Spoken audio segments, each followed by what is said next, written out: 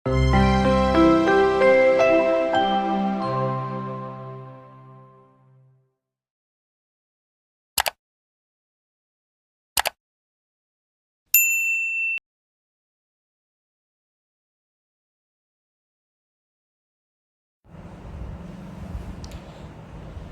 दोस्तों, welcome to our channel. आज हम देखेंगे क्रिया शरीर का प्रथम अध्याय, क्रिया शरीरम।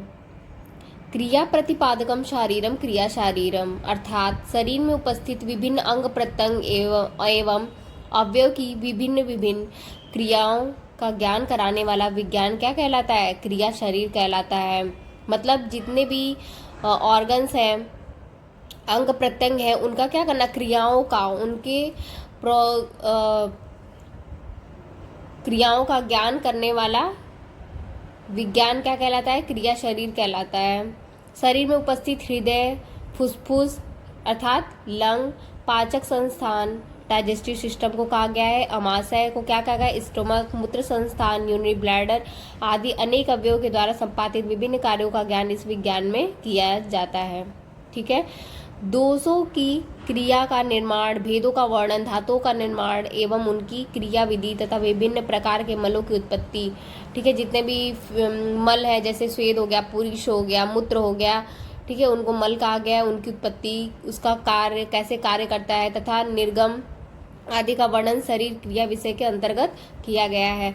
अब हम क्या देखेंगे, सबसे मोस्ट इम्पॉर्टेंट, ये एग्जाम में भी पूछता है, शरीर ज्ञान का प्रयोजन तथा उपयोगिता बताइए। ठीक है। तो उसके लिए ये श्लोका बहुत इंपॉर्टेंट है। शरीरम सर्वदा सर्वदा वेद भीषक आयुर्वेदम सकातृष्णर्येन वेद लोक सुखप्रदम। ठीक है।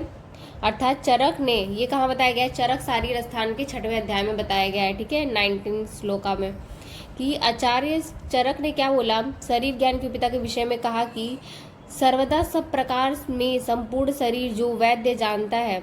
ठीक है। मतलब सभी प्रकार से वैद्य जो है, मतलब हमारे बॉडी के स्ट्रक्चर, फिजियोलॉजी के बारे में जो जानता है, वही भीषक क्या होता है? संसार में सुख देने वाला आयुर्वेद शास्त्र को भी संपूर्ण रूप से जानता है। ठीक है। अब क्या है, अर्थात यहाँ पे चिकित्सा शास्त्र में शरीर के लाभ के लिए शरीर का विभाग पूर्वक ज्ञान परम आवश्यक है। इसलिए कुशल चिकित्सक शरीर के विभाग से ज्ञान की प्रशंसा करते हैं। शरीर क्रिया के अंतर्गत विभाग से ज्ञान दोषों का तथा उनके विभिन्न भेदों का, धातुओं का तथा विभिन्न प्रकार के मलों का प्रमाण, स्थान क्या है, गुण क्या है, कर्म क्या है, क्षय हो रहा है कि वृद्धि हो रहा है आदि का ज्ञान करना अपेक्षित है। जब ये शरीर में प्राकृतिक अवस्था में रहते हैं तो स्वास्थ्य का कारण बनते हैं, लेकिन अगर धातुओं में या फिर हमारे अंदर जो भी प्रोसेस हो रहा है उसमें या तो कोई क्षय होने लगा या तो कोई वृद्धि होने लगा, ठीक है, तो उसका क्या है, वही हमारे अगर क्षय होगा, अगर मतलब वो स्वास्थ्य अवस्था में बना रहेगा, ठीक है, तो सारा प्रोसेस क्या होगा, प्राकृतिक अवस्था में होगा, और जब उसमें विकृति आएगी तो रोग का वही कारण बनेगा। दूसरा प्रयोजन या फिर उपयोगिता क्या है, शरीरे च एव शास्त्रे च दृष्टार्थ इस्यात् विशारद सृष्ट श्रुताभ्याम संदेहम व पुह ही चरित क्रिया। ये कहाँ बताया गया है? सुश्रुत शारीर स्थान में बताया गया है। और ये वाला कहाँ बताया गया है? चरक शारीर स्थान में बताया गया है। ठीक है, तो आप ये वाला मतलब लिख सकते हैं। सुश्रुत शारीर में क्या बताया गया? सुश्रुत के अनुसार यदि कोई चिकित्सक आयुर्वेद चिकित्सा में निपुण होना चाहे तो शरीर ज्ञान तथा शास्त्र ज्ञान दोनों में दक्ष होना चाहिए। ठीक है, किसमें?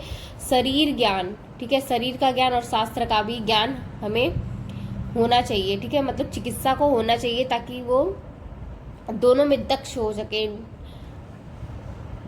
शरीर का प्रत्यक्ष ज्ञान तथा सैद्धांतिक दोनों का ज्ञान प्राप्त करके चिकित्सा को चिकित्सा कर्म करना चाहिए। ठीक है, मतलब या तो हमें शरीर का ज्ञान हो लेकिन शास्त्र का ज्ञान नहीं होगा तो हम चिकित्सा नहीं कर पाएंगे, या फिर शास्त्र का ही ज्ञान हो लेकिन शरीर का ज्ञान है ही नहीं, एनाटॉमी में नहीं आती है, हमें फिजियोलॉजी नहीं आती है, तो हम कैसे उसकी चिकित्सा करेंगे? कहाँ पे कौन सी ऑर्गन की पोजीशन है ये हमें पता ही नहीं रहेगा तो चिकित्सा कैसे करेंगे? ठीक है, इस प्रकार आचार्य चरक एवं सुश्रुत दोनों ने शरीर के पूर्ण ज्ञान के महत्व को बताया। मतलब हमें पूर्ण जानकारी होनी चाहिए, ठीक है, शरीर के बारे में, अर्थात शरीर का दोषानुसार, धातु अनुसार, मल अनुसार। ठीक है, दोष मतलब मानसिक दोष, शारीरिक दोष। ठीक है, धातु जो सप्त धातु बताया गया है, मल जो त्रिविध मल बताया गया है, श्वेत पुरुष और मूत्र। ज्ञान प्राप्त कर चिकित्सा कर्म में निपुण हो सकता है। ठीक है, जब इन सारी चीज़ों की जानकारी होगी तो चिकित्सक जो है अपने कर्म में क्या होगा, निपुण हो सकता है। ठीक है, आयुर्वेदिक क्रिया शरीर के मूलभूत सिद्धांत कौन कौन से, जैसे मूलभूत सिद्धांत में पहले तो हम देख लेंगे पंचमहाभूत क्या होता है। ठीक है, सामान्य विशेष सिद्धांत क्या होता है, यहाँ पे और भी दिए हैं, त्रिदोष क्या होते हैं, त्रिगुण क्या होते हैं,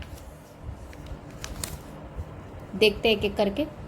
आयुर्वेदिक क्रिया शरीर के अंतर्गत शरीर में उपलब्ध सभी द्रव्यों का दोष वर्ग, धातु वर्ग, मल वर्ग में विभक्त करके वर्णित किया गया है। ठीक है, तीनों वर्गों की उत्पत्ति में कारण कौन है, पंचमहाभूत है। जैसे तीनों वर्ग कौन कौन से, दोष वर्ग, धातु वर्ग और मल वर्ग, इन तीनों की उत्पत्ति में कौन कारण है, पंचमहाभूत। पंचमहाभूत किसको कहते हैं, आकाश, वायु, अग्नि, जल, पृथ्वी को क्या कहते हैं, पंचमहाभूत कहते हैं। ठीक, वही कारण है उनकी उत्पत्ति में, तीनों वर्गों की उत्पत्ति में। इन तीनों वर्गों के द्रव्य अविकृति अवस्था में रहते हुए शरीर का धारण एवं पोषण करते हैं। ठीक है, अविकृति मतलब प्राकृत अवस्था में, तथा विकृत अवस्था में शरीर को विकार क्या करते हैं, विकार उत्पन्न करते हैं एवं कभी कभी नष्ट भी कर देते हैं। शरीर को क्या करते हैं, हमारे नष्ट भी कर देते हैं विकृति उत्पन्न करके। इन द्रव्यों के पोषण के लिए पंचभौतिक द्रव्यों की तथा विकृति होने पर उनके समानार्थ भी पंचभौतिक द्रव्यों की आवश्यकता होती है। मतलब पोषण के लिए, हमारे शरीर के पोषण के लिए भी पंचभौतिक द्रव्य की आवश्यकता होती है, और जब शरीर में कोई विकृति आ जाती है तो उसके समन के लिए, ठीक है, उनके समन के लिए भी हमें क्या जरूरत पड़ेगी, पंचभौतिक द्रव्य की ही आवश्यकता पड़ेगी। ठीक है, क्योंकि बोला गया है सर्वद्रव्यम पंचभौतिक अस्मिन् अर्थे, मतलब संसार में जितने भी द्रव्य हैं क्या हैं, वो पंचभौतिक हैं। प्रश्न यह है कि जब ये तीनों वर्गों भी पंचभौतिक हैं तथा इसके पोषण आदि के लिए प्रयुक्त द्रव्य भी पंचभौतिक है, तो फिर पंचभौतिक शरीर के संगठन द्रव्यों को इन तीनों वर्गों में विभाजित करने की क्या आवश्यकता थी। ठीक है, क्वेश्चन ये हुआ, शरीर के समस्त द्रव्य पंचभौतिक होते हुए भी संगठन एवं कार्य की दृष्टि से विभिन्न होते हैं। इसी कारण से रचना एवं क्रिया व्यापार के आधार पर शरीर द्रव्यों के 3 वर्गों में विभाजित किया गया है। ठीक है दोस्तों, समझ में आ गया।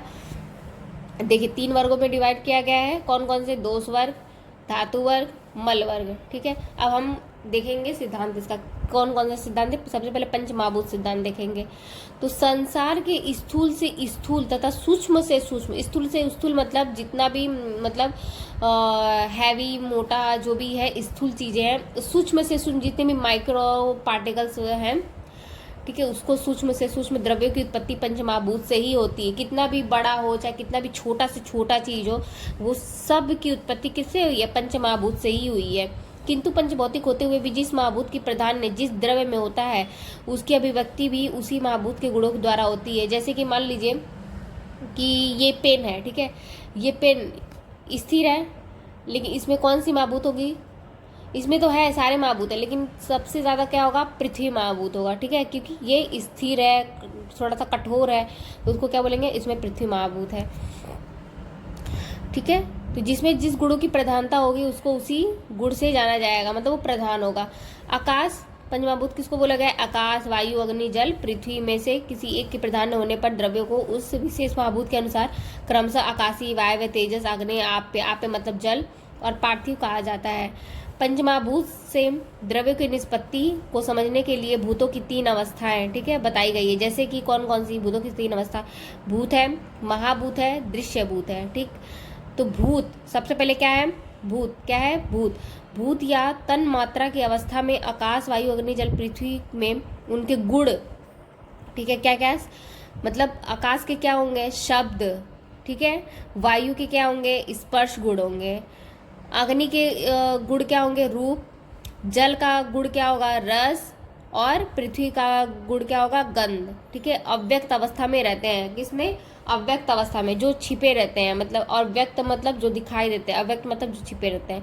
यह सूक्ष्मतम से भी सूक्ष्म अवस्था होती है। यह स्थिति प्रलय की अवस्था में पाई जाती है वैशेषिक दर्शन के अनुसार। ठीक है, वैशेषिक दर्शन के अनुसार प्रलय की स्थिति में जब परमात्मा की सृष्टि निर्माण की इच्छा हुई तब आकाश महाभूत के दो परमाणुओं में परस्पर आकर्षण होने लगा। तब संयोग होने पर द्वैडुक की रचना हुई, फिर त्रैडुक। मतलब यहाँ पे क्या बोला गया है, मतलब पहले द्वैडुक बना, फिर ठीक है द्वैडुक से क्या बना, त्रैडुक बना, ठीक है इसको क्या बोलते हैं, त्रषडेषु की उत्पत्ति हुई। द्वैडुक तक भूत में सूक्ष्मता और गुणों में अव्यक्तावस्था रहती है, परंतु त्रषडेषु में यह भूत प्रत्यक्ष योग्यता तथा महत् परिणाम वाला हो जाता है। ठीक है, महत् तथा स्थूलता हो जाने से इनको महाभूत कहते हैं। इसी प्रकार तेज, वायु, तेज, जल, पृथ्वी के त्रषडेषु निर्मित होते हैं। ठीक, फिर आकाश त्रषडेषु से वायु त्रषडेषु मिलकर वायु महाभूत आकाश, वायु अग्नि के त्रषडेषु मिलकर अग्नि महाभूत आकाश, वायु अग्नि, और जल के त्रषडेषु मिलकर, ठीक है सबका अलग अलग है ना, पहले वायु के त्रषडेषु है, जल के त्रषडेषु है, जल महाभूत तथा पांचों महाभूत के, अब देखो कहा है पांचों महाभूत के त्रषडेषु मिलकर क्या बनाएंगे, पृथ्वी बनाते हैं। ठीक है, इस अनुप्रवेश क्रम में निज भूत का क्या होता है, प्राधान्य होता है। अभी देखो यहाँ पे क्या लिखा है, सर्वद्रव्यम पंचभौतिक अस्मिन अर्थे, ये कहाँ बताया गया है, चरक सूत्र 26वें लेसन में बताया गया है। ठीक है, 26वां लेसन कौन सा है, आत्रेयभद्र काव्यम अध्याय। अर्थात संसार के समस्त द्रव्य क्या है, पंचभौतिक है। आयुर्वेद के इस सिद्धांत को विशेष महत्व दिया गया है और इसी पंचमहाभूत से आयुर्वेद के प्रयोजन की भी क्या होती है, सिद्धि होती है। आयुर्वेद का प्रयोजन क्या है, प्रयोजनम च अस्य स्वास्थ्य स्वास्थ्य रक्षणम आतुरस्य विकार प्रशमनम च, अर्थात ये भी बहुत इंपॉर्टेंट है। ये कहाँ बताया गया है, चरक सूत्र 30वें लेसन में बताया गया है। ठीक है, और यहाँ पे क्या, अर्थात इसका मतलब क्या है, स्वस्थ पुरुष के स्वास्थ्य की रक्षा करना। ठीक है, जो स्वस्थ हैं उनकी स्वास्थ्य की रक्षा करना, और जो आतुर हो गए हैं मतलब जो बीमार हैं, जो रोगी हैं, उनको ठीक है उन होने पर विकार का क्या करना है, उनका समन करना है। पुरुष को स्वास्थ्य की रक्षा हेतु आहार द्रव्यों का उपयोग जो कि पंचभौतिक होते हैं तथा आतुर के विकार को दूर करने के लिए उपयुक्त आहार और औषध भी क्या होते हैं, पंचभौतिक होते हैं। मतलब सभी द्रव्य, आहार भी पंचभौतिक, औषध भी क्या है, पंचभौतिक के द्वारा निर्मित होते हैं। इसी प्रकार शरीर को धारण करने वाले दोष धातु मल भी क्या है, पंचभौतिक है। ठीक है, दोष धातु मल भी क्या है, पंचभौतिक है। शरीर के अंग प्रत्यंगों में जिस महाभूत की अधिकता होती है उसी महाभूत के नाम से जाना जाता है। जैसे पार्थिव अंग पृथ्वी महाभूत की अधिकता से, ठीक है, अगर पार्थिव अंग है, कोई कठोर अंग है तो उसको किसको बोलेंगे, किस नाम से जानेंगे, पृथ्वी महाभूत।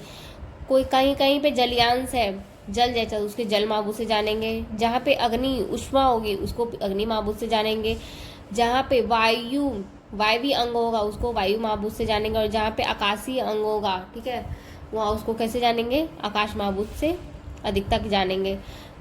जीवित शरीर में पंच महाभूतों की विद्यमानता के आधार पर अंग प्रत्यंगों की उत्पत्ति एवं गुण धर्म निम्न प्रकार के प्राप्त होते हैं। जैसे कि जिन अंग प्रत्यंगों में स्थूल शरीर, मूर्तिमान, गुरु, कठिन, खर, गुण धर्म पाए जाते हैं वे क्या होते हैं, पार्थिव। जैसे कि हमने पीछे भी बताया कैसे होते हैं, स्थिर होते हैं। ये पेन कैसा है, स्थिर है, मूर्तिमान है, गुरु है, कठिन है। ठीक है, तो ये क्या कहलाएंगे, पार्थिव। तथा इससे नख हो गया, हमारे शरीर में क्या क्या है, नख है, अस्थि है, दंत है, मांस है, त्वचा है, पुरीष है, केश, समश्रु, नख, लोम, कंडरा आदि। ठीक है, कंडरा मतलब टेंडन्स, नासिका, घ्राणेन्द्रिय तथा गंध आदि क्या है, ये सब पृथ्वी महाभूत से उत्पन्न हुए हैं। अब किसको देखेंगे हम, ठीक, जल महाभूत का देखेंगे। जो अंग प्रत्यंग द्रव हो, जल कैसा होता है, द्रव होता है, लिक्विड होता है। ठीक है, सर होता है, मंद होता है, स्निग्ध होता है, ठीक, मृदु होता है, शीत होता है, पिच्छिल होता है, गुण धर्म से युक्त तथा रस, रक्त, इस कौन कौन से रस है, रक्त है, वसा, कफ, पित्त, मूत्र, स्वेद, शुक्र, शरीरस्थ क्लेद, शरीर का क्लेद, जीवा, रसना इंद्रिय, रस तथा शरीर में स्थित द्रव्यांश आप महाभूत की अधिकता से निर्मित होते हैं। अब किसका देखेंगे, तेजस महाभूत मतलब तेज महाभूत, अग्नि महाभूत। जिन अंग प्रत्यंगों में उष्ण तथा तीक्ष्ण गुण होते हैं, कौन कौन से, उष्ण तथा तीक्ष्ण गुण, जहाँ पे उष्मा ज़्यादा होती है, यथा क्या क्या है, दृष्टि, ठीक है, प्रकाश, पचन, वर्ण, ताप, शरीर की कांति, क्रोध, शौर्य, शरीर में उत्पन्न ऊष्मा तथा त्वचा की प्रभा, नेत्र, चक्षु इंद्रिय सब किससे बने हैं? तेजस महाभूत से। ठीक, अब देखेंगे किसका? वायु महाभूत। जिस अंग प्रत्यंग में रुक्ष तथा लघु गुण होते हैं, जिनसे गति की प्रेरणा प्राप्त होती है, जिनसे शरीर में स्पंदन होता है, शरीर की ऐच्छिक तथा अनैच्छिक तथा संवेदी चेष्टाएं, धातु की उत्पत्ति, उच्छ्वास, प्रश्वास, उन्मेष, निमेष। ठीक है, उन्मेष निमेष मतलब पलकों को नीचे गिराना, उठाना, आकुंचन, प्रसारण। ठीक है, एक्सटेंशन बोलते हैं ना। ठीक है, गमन, धारण आदि क्रियाएं त्वचा, स्पर्श इंद्रिय एवं स्पर्श वायु महाभूत के द्वारा उत्पन्न होते हैं। ठीक है, अब किसका देखेंगे हम लोग? आकाश महाभूत का। जिन अंग प्रत्यंगों में क्या है? लघु सूक्ष्म गुण है। सूक्ष्म आकाश मतलब जहाँ पे मतलब सूक्ष्म से सूक्ष्म चीजों में पहुंच जाए। ठीक है, तथा जो शिरा, स्नायु, मांस आदि शरीर अवयव के परस्पर पृथक करते हैं। शरीर के भीतर इसे स्रोतस मार्ग, ठीक है, स्रोतस मार्ग, बहनिया, छिद्र, ठीक है, यहाँ बोला गया छिद्र, छोटी छोटी छिद्र, अवकाश, आशय, कर्ण, स्रोतेंद्र एवं आकाश महाभूत के अधिकता से उत्पन्न होते हैं। ठीक है, अब हम देखेंगे यहाँ पे त्रिदोष विवेचन। त्रिदोष किसको किसको बोला गया? त्रिदोष विवेचन, वात, पित्त, कफ को। दुष्णात दोषा, अर्थात जो शरीर को दूषित करते हैं वे क्या कहलाते हैं? दोष कहलाते हैं। ये दो शरीर को तभी दूषित करते हैं जब वे स्वयं विकृत हो जाते हैं। ठीक है, अन्यथा वे क्या करते हैं? स्वस्थावस्था में रहते हैं। इनका अभिप्राय यह है कि प्रतिदिन जो आहार विहार का सेवन किया जाता है, उस आहार विहार से प्राकृतिक दोषों का पोषण क्या होता है? अगर हम प्रतिदिन आहार विहार का सेवन कर रहे हैं और उस आहार विहार से प्राकृतिक दोषों का पोषण होता है, और जब विकृत आहार विहार का सेवन करते हैं तो क्या होता है? यही दोषों को वृद्ध कर देते हैं या फिर ज़्यादा से ज़्यादा क्षय कर देते हैं। या तो वृद्ध कर देंगे या तो क्षय कर देंगे, प्राकृतिक अवस्था में नहीं रहेंगे। तो विकृत अवस्था को प्राप्त होकर दोष शरीर के विभिन्न भागों और अवयवों को दूषित करने लगते हैं। तब ये शरीर को दूषित करते हैं तो शरीर में अनेक विकार उत्पन्न होते हैं। ठीक है, उसी को क्या बोला गया है? दोष संज्ञा दी गई है। यहाँ पे की श्लोका है चरक सूत्र पहले अध्याय में, वायु पित्तम कपशोक्तम शरीरो दोष संग्रह, अर्थात वात पित्त कफ ही शरीर के क्या है? दोष है। ये अपनी अगर प्राकृतिक या फिर स्वाभाविक अवस्था में रहे तो क्या करेंगे? हमारे शरीर को लाभ पहुंचाएंगे। लेकिन यही दोष जब विकृत हो जाते हैं तो शरीर में क्या करते हैं? विभिन्न प्रकार के रोगों को उत्पन्न करते हैं। ठीक है, यहाँ पे देखिए, दोष शरीर की संपूर्ण क्रियाओं को उत्पन्न करते हैं और उन्हें नियंत्रित एवं संचालित करते हैं। यह कार्य उनकी प्राकृतिक अवस्था के कारण होती है। किसके अवस्था के कारण? उनके प्राकृतिक अवस्था के कारण। विकृति अवस्था में ये अन्य रचनाओं को दूषित कर उन्हें भी विषम बनाकर रोग उत्पत्ति करते हैं। जिन रचनाओं को शरीर यह दूषित करते हैं उन्हें क्या कहते हैं? दुष्य कहते हैं। उन्हें दूषित रचनाओं को दूषित कर देंगे, उन्हें क्या कहेंगे? दुष्य कहेंगे। दुष्य के अंतर्गत धातु एवं मल आते हैं। कौन कौन आते हैं? धातु एवं मल। दुष्य इसलिए कहा जाता है क्योंकि ये विषम दोषों द्वारा दूषित किए जाते हैं। जब विषम एवं प्रकृतिक दोष दुष्यों के साथ मिलते हैं तब दुष्यों से मिलकर उन्हें विकृति उत्पन्न करने लगते हैं। उस अवस्था को क्या बोलेंगे? जब विकृति की अवस्था में आ जाएगा तो वहाँ पे क्या, कौन सी अवस्था आ जाएगी? दो दूष्य समुच्चन आएगी। दोस्तों आप षड क्रिया काल में आप आगे पढ़ेंगे दो दूषी समुच्चना।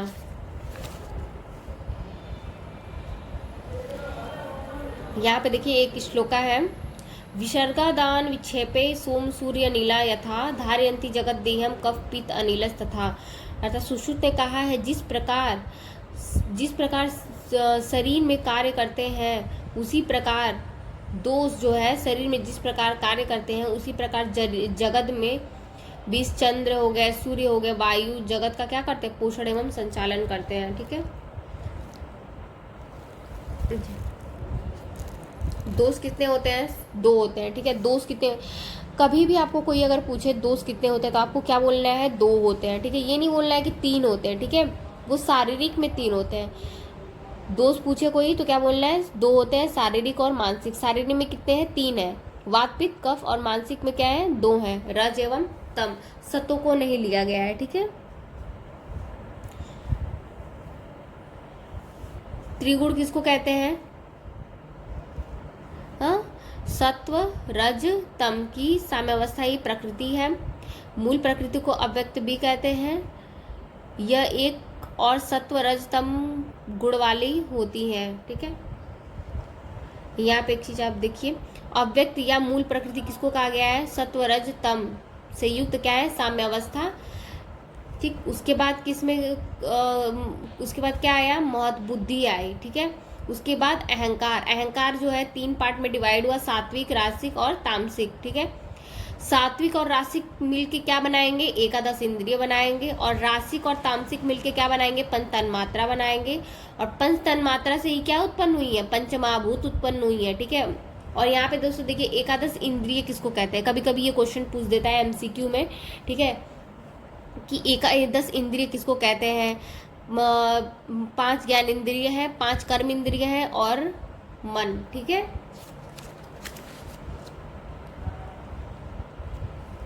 यहाँ आप देखिए सत्व गुण। सत्व गुण किसको कहते हैं? ठीक है, रज गुण किसको कहते हैं? तम गुण किसको कहते हैं? सबसे पहले देखेंगे सत्व गुण किसको कहते हैं? जो सत्व, ठीक है, सत्व निर्मल प्रकाश का स्वरूप और क्या हो? निर्विकार हो। ठीक है, और तथा मन भी निर्मल, ज्ञानवान और विकार रहित तो उसको क्या बोलेंगे? सत्व से युक्त बोलेंगे। ठीक, सत्व गुण प्रधान व्यक्ति ज्ञान विज्ञान से संपन्न, काम, क्रोध, लोभ, अहंकार से रहित होते हैं। ठीक है, इन सब चीज़ों से क्या होते हैं? रहित होते हैं, ओजस्वी होते हैं तथा आस्तिक स्वभाव का होता है, उसे क्या बोलते हैं? सत्व गुण वाला होता है। रज गुण किसको कहते हैं?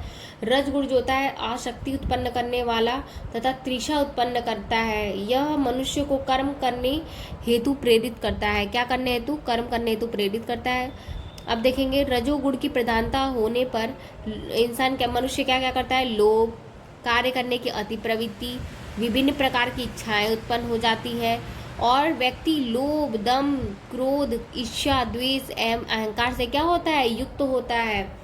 तमोगुण का है? तम गुण प्रकृति की जड़ता का मूल भाव है। यह अज्ञानता को उत्पन्न करता है। किसको उत्पन्न करता है? अज्ञानता को उत्पन्न करता है तथा प्राणी को मूढ़ बनाकर प्रमाद, आलस्य एवं निद्रा के वशीभूत कर देता है। ठीक है, अब क्या है? लोक पुरुष साम्य, ये बहुत इंपॉर्टेंट है, लोक पुरुष साम्यता। ठीक है, ये कहाँ बताया गया? चरक शारीर स्थान की 5वें अध्याय में बताया गया। पुरुषो एवं लोक संहिता। आचार्य चरक के अनुसार जिस प्रकार पुरुष क्या है? पंचभौतिक हैं, उसी प्रकार उन्होंने क्या बताया कि जितने भी संसार में जितने भी द्रव्य हैं, जितने भी संसार में जो भी कुछ है क्या है? पंचभौतिक है। ठीक है, हमारा शरीर जिस प्रकार पंचभौतिक है उसी प्रकार संसार में जितने भी द्रव्य निर्मित हैं वो क्या है? पंचभौतिक है। ठीक है, मानव शरीर के प्रत्येक कोष का निर्माण जिन तत्वों से हुआ है उन्हीं तत्वों से क्या हुआ है? लोक का भी, संसार का भी उन्हीं से निर्माण हुआ है। ठीक है, चरक के अनुसार इस लोक में जितने मूर्तिमान द्रव्य हैं उतने ही मूर्तिमान द्रव्य हमारे, ठीक है, पुरुष में भी पाए जाते हैं। ठीक है, जिन तत्वों से पुरुष का निर्माण हुआ है उसी से किसका निर्माण हुआ है? जगत का निर्माण हुआ है। इससे लोक एवं पुरुष साम्यता का ज्ञान होता है। किसका ज्ञान होता है? लोक और पुरुष का ज्ञान होता है, क्योंकि जिस प्रकार जिससे लोक का निर्माण हुआ है उसी प्रकार पुरुष का भी निर्माण हुआ है। मतलब पंचभौतिक, ये पंचभौतिक है तो ये भी पंचभौतिक है। ठीक है, अब क्या है? ये वाला श्लोका देखिए, ये वाला श्लोका याद कर लीजिएगा। यावंतो ही लोके मूर्तिमंतो भाव विशेष तावंत पुरुषे, यावंत पुरुषे तावंतो लोके। ये भी कहाँ बताया गया? चरक शारीर स्थान के 5वें अध्याय में बताया गया है। ठीक है, चरक के अनुसार षट धातु समुदाय या लोक है जिसमें पंचमहाभूत एवं अव्यक्त ब्रह्मा समाहित है। क्या है? समाहित है। उसी प्रकार पुरुष भी षट धातु अर्थात पंचमहाभूत और किससे? आत्मा से संयोग है। लोक पुरुष साम्य का प्रयोजन यह है कि सभी लोक भावों को अपने में तथा अपने भावों को ही लोक में देखने से आत्मबुद्धि क्या होती? उत्पन्न होती है। लोकगत भाव और पुरुषगत भाव, हम क्या देखेंगे अभी? लोकगत भाव और पुरुषगत भाव कितने होते हैं? 24। कितने होते हैं? 24 होते हैं। ठीक है, लोकगत भाव, पुरुषगत भाव। पृथ्वी क्या है? कैसी है? मूर्ति है। पृथ्वी कैसी है? मूर्ति है। आप मतलब जल क्या उत्पन्न करता है? क्लेदता उत्पन्न करता है। तेज से क्या होता है? संताप होता है। ठीक है, अभी संताप। वायु क्या है? प्राण है। आकाश कैसा है? सुशीर है।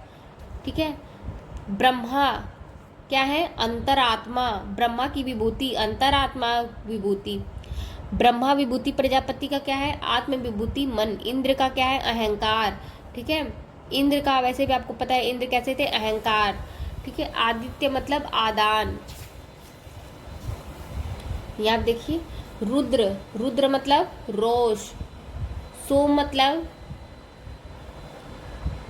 मतलब प्रसाद। वसु मतलब सुख।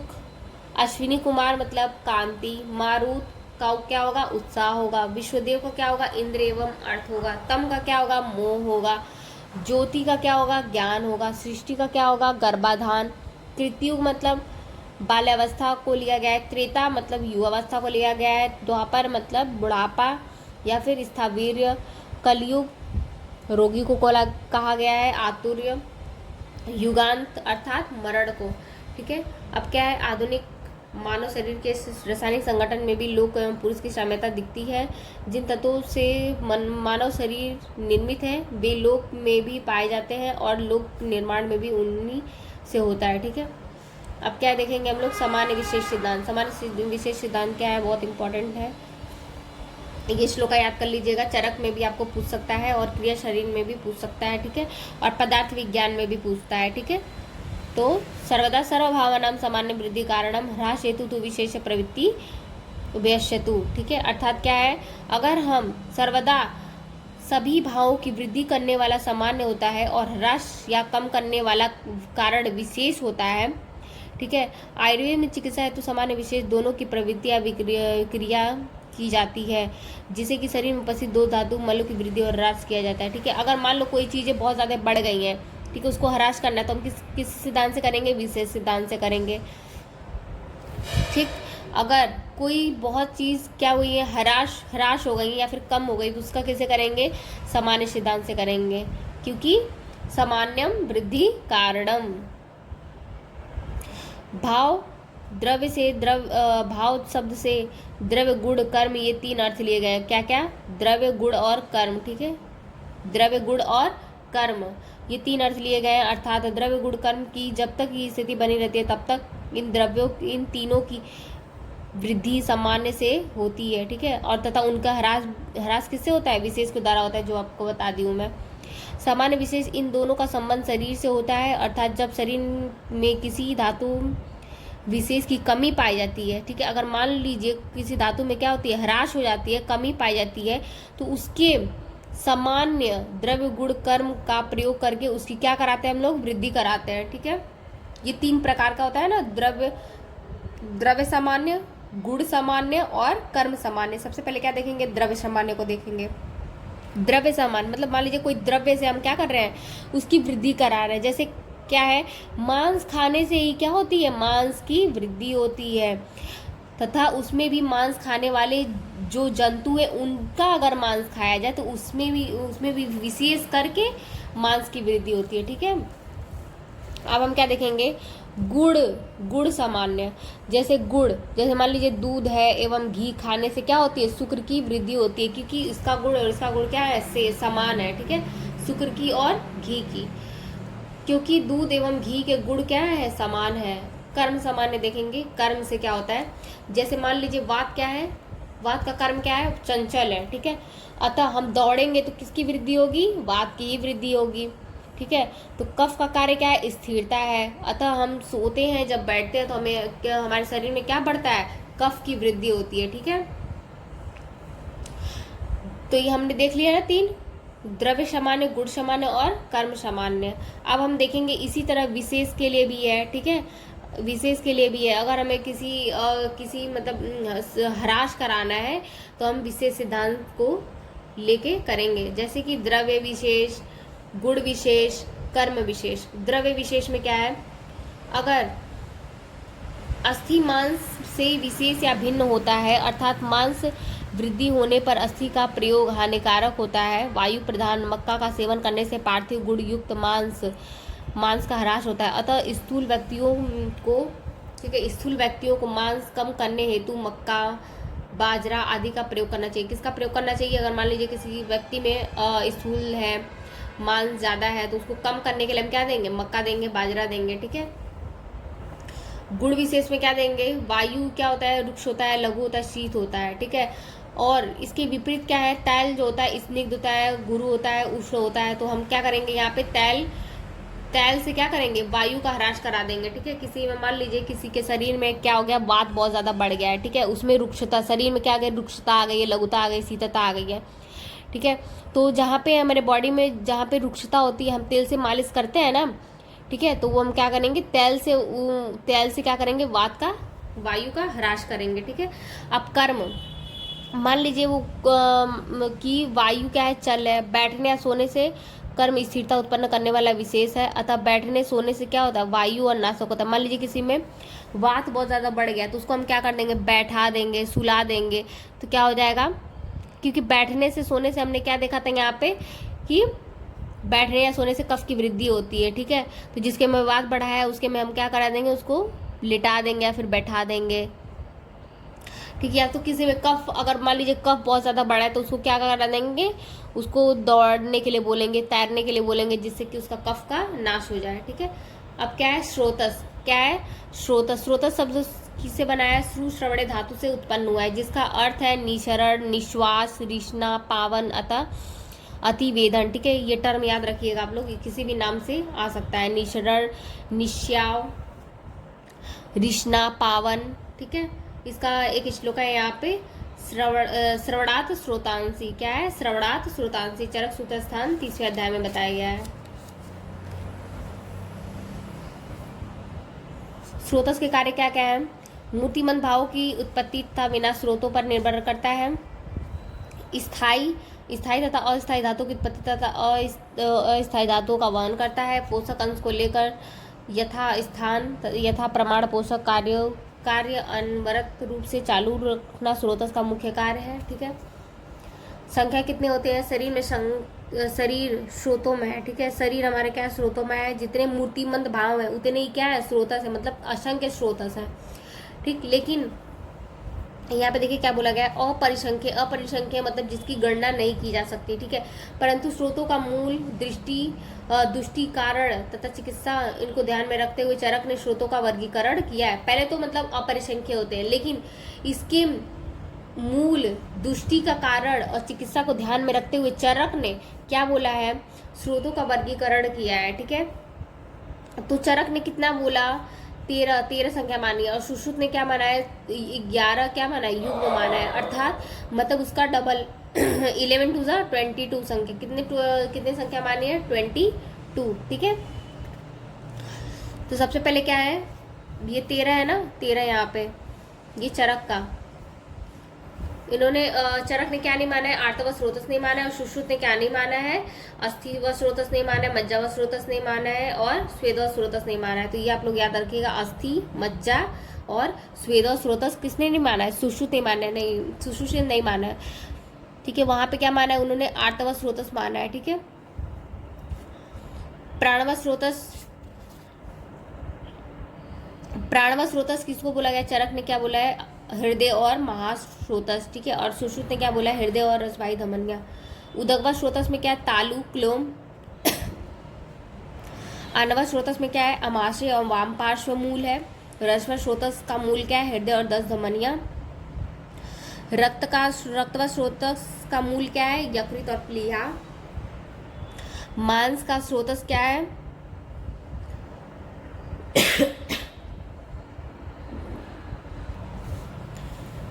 रक्तवा स्रोतस में क्या है, यकृत, प्लीहा, ठीक है। मांसवा स्रोतस का मूल क्या है, स्नायु और त्वक। मेदवा स्रोतस का मूल क्या है, 2 वृक्क और वपावहन, ठीक है। वृक्क मतलब किडनी, ठीक है। अस्थिवा स्रोतस का मूल क्या है, मेद और जगन। मज्जावा स्रोतस का मूल क्या है, अस्थि और संध्या। शुक्रवा स्रोतस का मूल क्या है, 2 वृषण और सेव। मूत्रवा स्रोतस का मूल क्या है, बस्ती और वंक्षण। पुरुषवा स्रोतस का मूल क्या है, पकवासे और स्थूल गुदा। स्वेदवा स्रोतस का मूल क्या है, मेद और लोमकूप, ठीक है। और आठवां स्रोतस किसने बताया है, सुश्रुत ने बताया है, जिसका क्या होगा, गर्भाशय और आर्तवाही धमनिया, ठीक है। अब देखेंगे हम 200 का पंचभौतिक संगठन क्या है, ठीक है। 200 का क्या है, पंचभौतिक संगठन बहुत इंपॉर्टेंट है। सबसे पहले हम किसका देखेंगे, वात पित्त तीनों दोष का देखेंगे, वात पित्त कफ का। तो वात पित्त कफ का अष्टांग संग्रह में क्या बताया गया कि वात किससे किससे मिलके बना है, वायु और आकाश। ठीक है, क्या उन्होंने बोला, वायु और आकाश से मिलके बना है। सुश्रुत ने सिर्फ वायु से ही बोला है। पित्त, पित्त में क्या होता है, उष्मा होता है, अर्थात ये अग्नि महाभूत होगा। सुश्रुत ने भी यही बताया, अग्नि महाभूत। और कफ, कफ किससे मिलके बना है, जल और पृथ्वी। ठीक है, और सुश्रुत ने क्या बताया, सोम। ठीक है, तब जल। अब देखेंगे धातु। ठीक है, धातु कितनी होती है, सप्त धातु, रस, रक्त, मांस, मेद, अस्थि, मज्जा, शुक्र। तो रस किससे मिलके बना है, जल। रक्त किससे मिलके बना है, रक्त में क्या होता है, उष्मा होता है, पित्त। ठीक है, तो वो किससे होगा, वहां पे क्या होगा, अग्नि होगा। लेकिन चक्रपाणी ने क्या बोला, यहाँ पे जल भी होगा। ठीक है, तेज मतलब अग्नि ही होता है। मांस पार्थिव, दोनों ने बोला है पार्थिव। मेद पृथ्वी, जल और पृथ्वी, उन्होंने भी सेम बोला है। और अस्थि किससे मिलके बना है, पृथ्वी, तेज और वायु। ठीक है, चक्रपाणी ने पृथ्वी को तेज को नहीं बताया है। मज्जा में क्या है, जल है, दोनों ने बताया है। शुक्र में भी क्या है, जल है, दलहर और चक्रपाणी दोनों ने बताया है। ठीक है, अब देखेंगे मल। हमने क्या पढ़ लिया, दोष का पढ़ लिया, सप्त धातु पढ़ ली। अब क्या पढ़ेंगे, मल का पढ़ेंगे। मल, मल कितने होते हैं, 3 होते हैं, पुरुष, श्वेद और मूत्र। तो पुरुष में क्या, पुरुष में क्या होता है, पुरुष मतलब स्टूल। ठीक है, फीकल मैटर, उसमें क्या होता है, पार्थिव होता है ना वो। और श्वेद, ठीक है, जितने श्वेत है हमारे शरीर से, जो श्वेत प्रोड्यूस होते हैं वो क्या है, जल महाभूत होते हैं उसमें। और मूत्र में भी क्या होता है, जल होता है, लेकिन जल के साथ और क्या होती है, वहाँ पे अग्नि होती है। ठीक है, यहाँ पे आपका पहला चैप्टर क्या होता है, समाप्त होता है। थैंक यू दोस्तों।